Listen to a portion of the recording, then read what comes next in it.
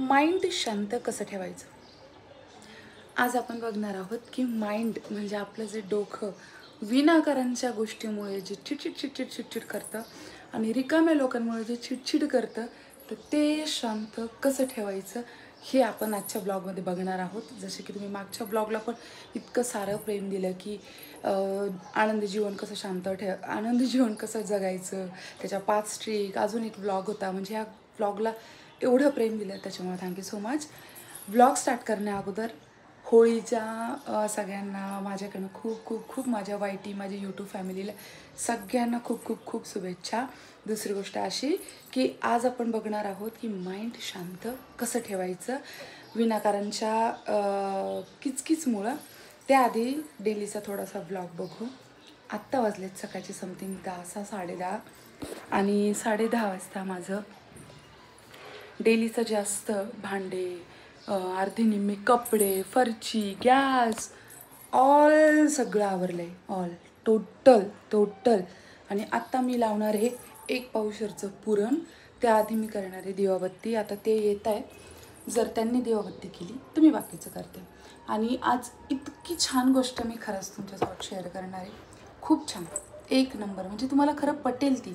म्हणजे पुस्तकात तर मी वाचलेलंच की काय काय करावं, बट मी माझ्या जीवनात जे मी ज्या गोष्टींचा यूज करत आले ना, माझ्या जीवनामध्ये एक्सपिरियन्स यूज करत आले ना, की कसं करायचं, काय करायचं, कशाने काय होतं, डोकं कसं शांत राहतं, हे जे ना मी माझं पर्सनल एक्सपिरियन्स तुमच्यासोबत शेअर करणार आहे.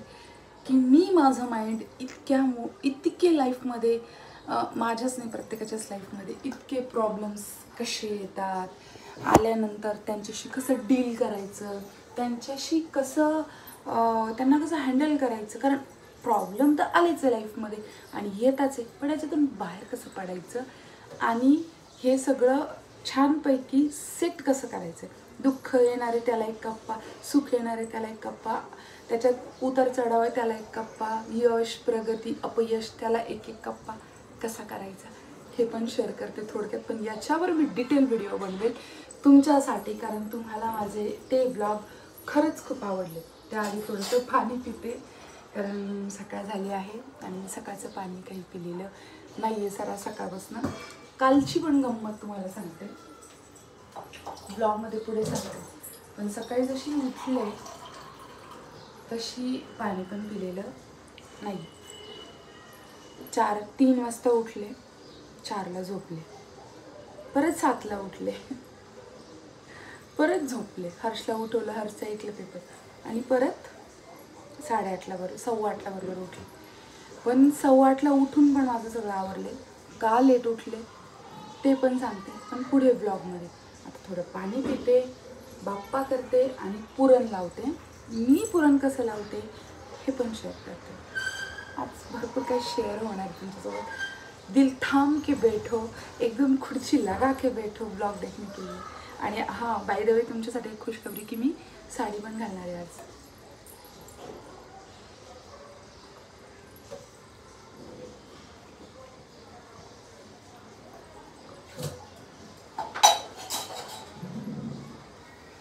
पिलीच्या बाबांनी मला इतकं सुंदर गिफ्ट दिलं. हां, ते पण शेअर करणार. इतकं सुंदर आणि मला इतकं आवडलं की मी एक्सप्लेन नाही करू शकत. म्हणजे मी ही माझी खरी एक्साइटमेंट आहे. आलीच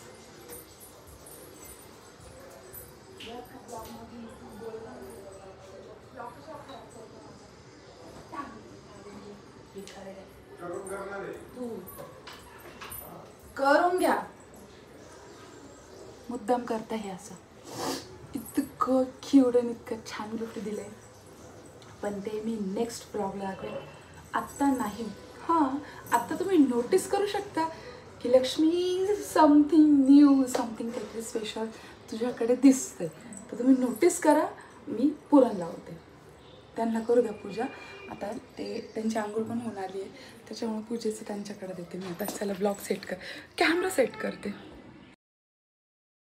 मला माहिती आहे की तुम्हाला ह्या गोष्टीची उत्सुकता आहे की लक्ष्मी तू 2 कोणत्या ट्रिक्स सांगणार आहे ते पटकन सांग. आय नो 2 ते 3 मिनिटं मी तुमच्याशी बोलले कारण तेही बोलणं गरजेचं आहे. जेव्हा मी पूर्ण व्हॉईस ओव्हर करते त्यावेळेसही काही मला कमेंट्स येतात की लक्ष्मी तू थोडंसं बोलत जा. मेन कॅमेऱ्यामध्ये व्हॉईस ओव्हर करण्यापेक्षा कधी-कधी मधून-मधून तू बोलत जा तर खूप छान वाटेल. तुझा आवाज ऐकल्यानंतर आम्हालाही पॉझिटिव्ह वाटतं. तर त्यामुळे मी थोडंसं स्टार्टिंगला बोलण्याचा प्रयत्न केला. आणि नेहमीच्या ब्लॉगमध्ये मी असंच ठेवणार आहे, की आधी काय मी हाय थोडंसं हा बोलणार प्रकार? आहे. हात काढ रे, हात काढ रे. त्यानंतर मी बाकीचे जे ब्लॉग आहे ते कंटिन्यू करणार. अगं माऊ, दादा पळून चालला ग बाई कुठं? ए माऊ, तिला माऊ, ए माऊ, दादा पळून चालला का कुठं? का ग? तिचं तोंड वरती कर रे. माऊ, दादा पळून चालला? पळून चालला का दादा? झोपी आली रे, झोपी आली, झोपी आली, झोपी आली. काही खरं नाही बाबा माऊचं, काही खरं नाही. हिचं लग्न झाल्यावर कसं होईल? काय ग, लग्न झाल्यावर कसं करशील? दादूला सोडून जाशील का? हा, अय्यडी, अय्यडी, हंसा.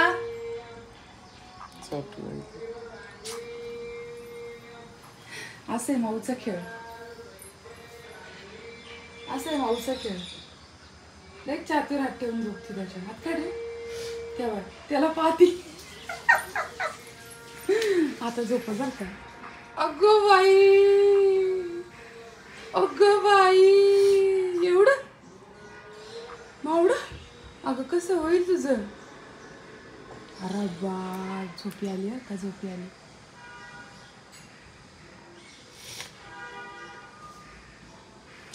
झोपी आली अक्षा लय डेंजर आहे खरंच. मग झोपू दे, झोपू दे. पाहिजे पाहिजे. अगं नाही चालला पळून. माऊ, दादा पळून चालला बाई. हात काढणं तिचा, हात काढणं. ह्या हाताने काढणं हात तिचा.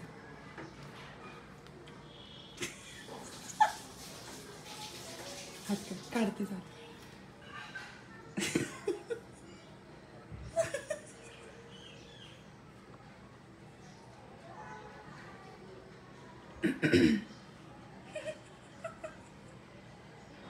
जाऊ दे, चल झोप दे, झोप दे थोडं. रावा, काही खरं नाही मावडीचं. जाऊ झोपू दे, झोप झोप झोप दादा, जाऊ झोप. गपची बा, झोपू दे.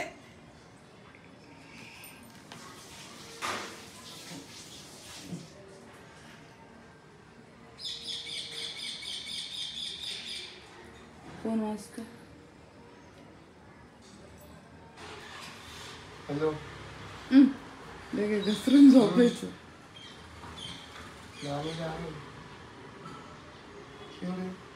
आजचं जे आवरलं त्याचा व्हिडिओ म्हणजे टाकायचं राहिलं, ते दाखवायचं राहिलं. पहिले दाखवते कारण सगळं मेसी होऊन जाईल, खराब होऊन जाईल. मग परत त्याआधी दाखवते कारण स्वयंपाकात आता सगळं मेसी होईल. मग माऊड आली बाई, कशी झोपली बाई. केस इकडे दे ना फोन. हे सगळं बघून तुम्हालाही किती आनंद झाला असेल किंवा तुम्हालाही किती छान वाटत असेल, की किती छान एक प्राणी किंवा एखादं जनावर जे असतं त्याला बोली भाषा काहीही नसते, तरी सुद्धा त्याला फिलिंग्स किती असतात आणि त्याला भावना किती असतात, त्याला कळतं किती आणि तो आपल्याशी किती अटॅच्ड असतो. ह्या गोष्टी तुम्हाला आता कळल्याच असतील आणि तुम्हालाही छान वाटलं असेल. कदाचित तुम्हालाही वाटलं असेल कुठेतरी, की आपण एक छोटंसं एक पिल्लू काहीतरी पाळलं पाहिजे असं वाटत असेल. तर खरंच तुम्ही ही गोष्ट करू शकता. एखादं मांजरीचं पिल्लू किंवा कुत्र्याचं पिल्लू पाळू शकता. आणि त्यानंतरचे येणारे घरातले इफेक्ट जे आहे ते तुम्हाला खरंच कळतील. तसंच मी आज तुम्हाला सांगणार आहे, की आपण आपल्या कामावर फोकस्ड असलं पाहिजे. त्याचं कारण असं, की डोकं त्या गोष्टीने शांत होतं. कसं तर मी सांगते. जसं की तुम्ही आता म्हणत असाल, की मोठं कुठलं तरी एक्झाम्पल देण्यापेक्षा मी तुम्हाला छोटं एक्झाम्पल देईन. सपोज आपण जर एखादी गोष्ट करतोय, एखादं काम करतोय छोटंसं किंवा मी चहाच बनवते. सपोज आता जर मी इथे उभी आहे, पलीचे बाबा पूजा करताय, मी माझं काम आहे, माझ्या डोक्यात काहीतरी चालू आहे. वेगवेगळं चालू आहे. पण हेच जर का मी आता ठरवलं की नाही मला स्वयंपाक करायचा आहे, त्यांना जायचंय, मला चहा बनवायचा आहे, तर मी त्या कामाकडे फोकस्ड असलं पाहिजे, की पाणी, चहा, साखर किती उकळायचंय, त्यात दूध टाकायचंय, उभं राहायचंय मला, साखरपत्ती टाकायची, तो किती छान उकळतोय ते. आपण एखाद्या कामाला जोपर्यंत फील करत नाही ना, फोकस राहत नाही ना, तोपर्यंत आपलं डोकं शांत होत नाही. कारण डोक्यात नेहमी नेहमी चिडचिड चालू असते. मग त्यावेळी काय करायचं, की जे हातात काम घेतलंय ना, आधी तेच काम करायचं. त्या कामाबद्दलच विचार करायचा. जसं की चहा बनवते ना, तर चहा कसा छान झाला पाहिजे. त्याच्यात मी चहा चांगला होण्यासाठी अजून काय टाकलं पाहिजे. माझ्या हातचा चहा पिल्यानंतर बाकीच्यांना कसं चांगलं वाटेल. मी काय केलं पाहिजे तो चहा चांगला होईल. हा खूप छोटा विचार आहे, पण आपल्या मनाला कंट्रोल करण्यासाठी, डोक्याला कंट्रोल करण्यासाठी एकदम बेस्ट आहे. जेव्हा आपण हा विचार करतो ना, त्यावेळेस बाकीचे येणारे जे विचार आहेत ना, तर ते नेहमी आपल्या डोक्यात गडगडत नाहीत. कारण मला चहा पण ठेवायचा, मला हे पण करायचं, मला ते पण करायचं, काल रात्री असं झालं होतं, परवा आमचं भांडण झालं होतं, आज आम्ही असं बोललो, मग ते तसं का झालं होतं. ह्या सगळ्या गोष्टी डोक्यात येत नाही. एका वेळी एक काम करा आणि एका वेळी एकाच कामाचा विचार करा. त्याने आपल्या डोक्यामध्ये 100% चिडचिड आणि डोकं शांत होतं, म्हणजे होतं. आता जर का मला रेकॉर्डिंग करायचं तर मी त्याबद्दलच विचार करेल.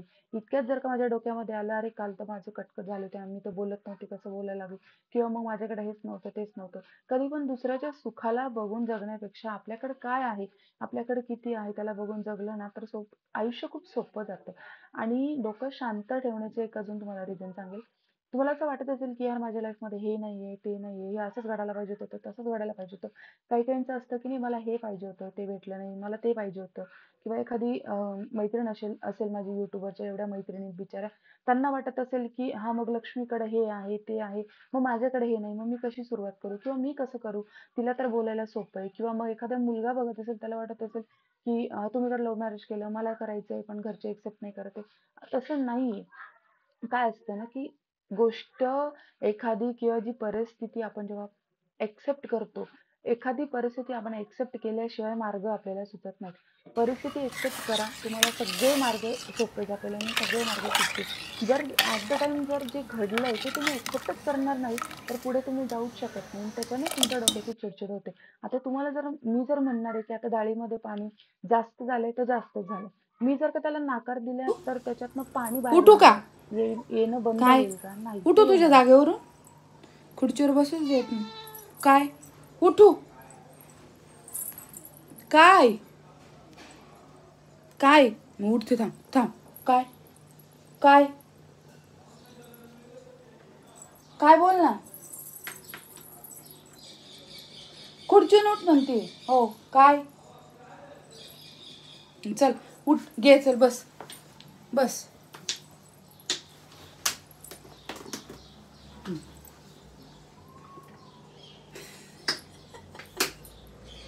आता काय म्याऊ? काय म्याऊ? काय म्याऊ? काय? काय? तुझा ब्लॉग नाही घेते मावडे? काय? बोल.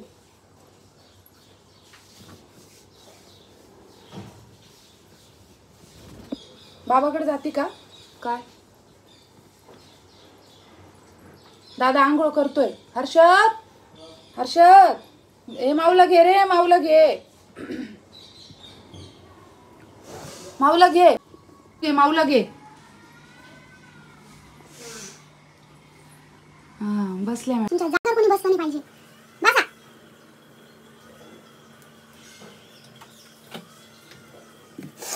काय बस किती वेळ आलो तिथे, चला आपल्या आपल्या ठिकाणी. बोललीच ना रे, खायला टाका.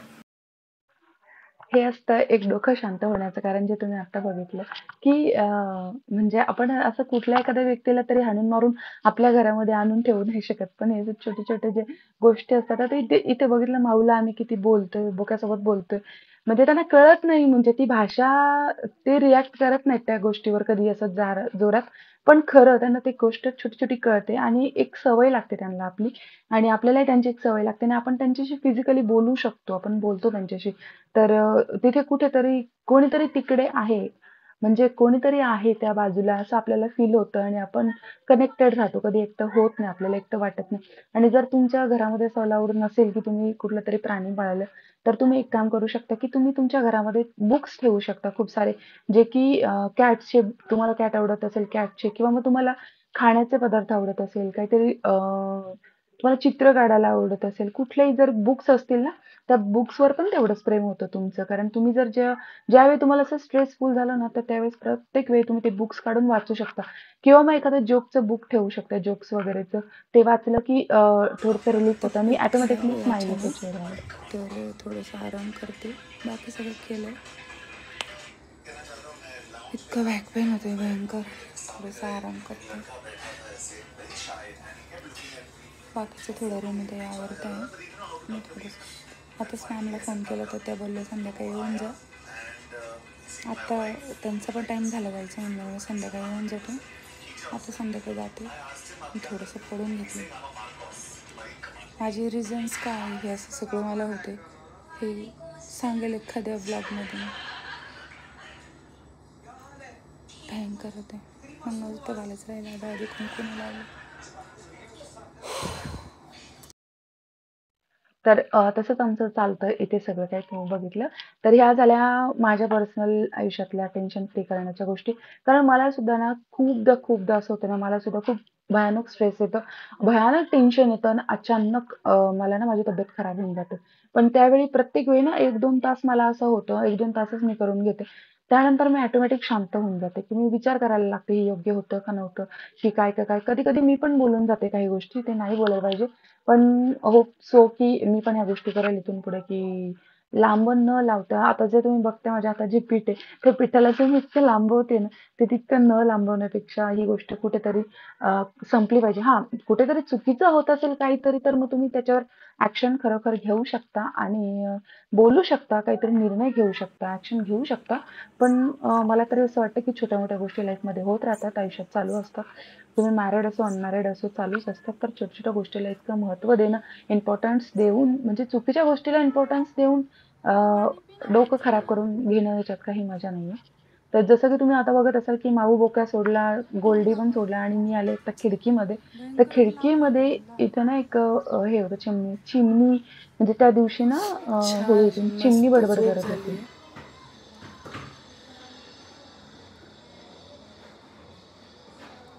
टिकली लावून घेते. मस्त मस्त मस्त 1-1.5 तास मस्त झोप झाली. झोपले मी मस्त.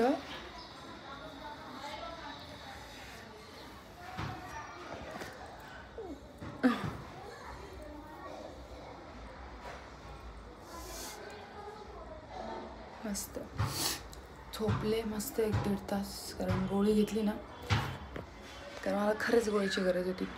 इतकं बेकार पेन होत मला, बॅक पेन आणि बॉडी पेन होत होतं. आणि कालचं आवर तर होतीच होती. पण माऊ कशी बघते मला. कालची आवर तर होतीच होती. पण सांगितलं जसं की काही दवाखाना झाले त्याच्यामुळे बेकार. माऊ बघा मस्त. आता उपवास सोडते. उपवास म्हणजे उपवासच लागलाय. जेवले नाही सगळ्यांना. असं जेवण करते. आणि मी काही झाडं आणले आहेत, ठेवलेत मी तिकडे काही स्टुडिओला. तर ते झाड चेक करून होते मी. झाडं जगलेत का मेलेत का काय. मैंने अवतार बघा माझा आज बंगार. आणि आज मी जसं तुम्हाला बोलले ते मी नवीन ताटं वगैरे आणलेत. तर ते ताट पण आज वाढायला जेवायला घेणार आहे. तर कसं मला कसं ॲडजस्ट होतं आहे त्या ताटामध्ये वाढायला, किंवा मी कसं वाढते, किंवा कसे सगळे पदार्थ बसतात का ते करते. कारण भजी संपली सकाळी सकाळीच केली होती त्यांच्यासाठी. भजी पुन्हा गरम करायची, कारण मी थंडी भजी खाऊ शकत नाही. आणि पोरांना मी आताच रागवले, ते पोरं बघा कशी खेळतात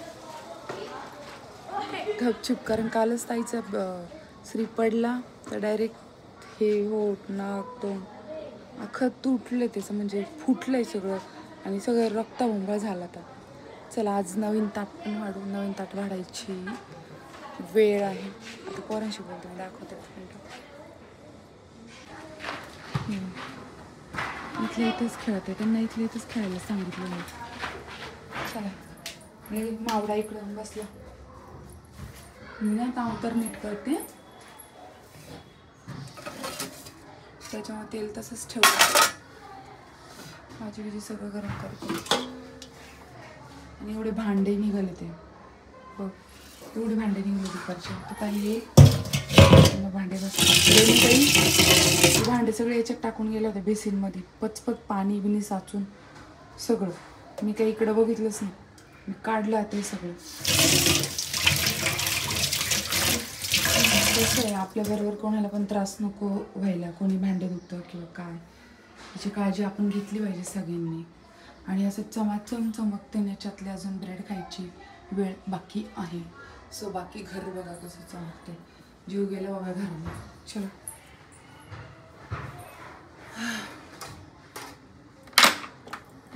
मी अक्षरशः सकाळपासून फक्त थोडेसे पोहे खाल्ले, जेवलीच नाही. त्याच्यात ना गोड आमटी, गोड गोड ते म्हणता ना आपण सार, कधी पातेले असं वरती असतं ना, तर कधी कधी गॅस पेटत नाही, त्याच्यामुळे मास्क खाली काढत नाही. मी जेवलीच नाही. हर्ष घरी नव्हते, त्याचे बाबा जेवले नाही, त्यांनी तरी नंतर परत भजी बिजी ते खाल्लं, चहा भजी, आणि काहीच नाही. गॅस कमी करते. देवाचं ताट काढू नका, तर त्याने देवाचं ताट काढलंच.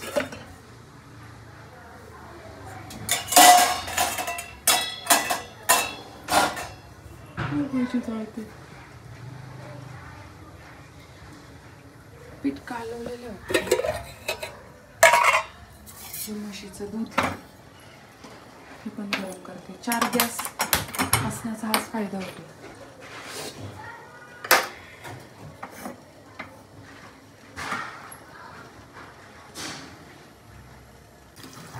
बेसन पीठ थोडंच ठेवलं होतं मी, मला हर्षला नैवेद्याची पण पहिलेच बनवली.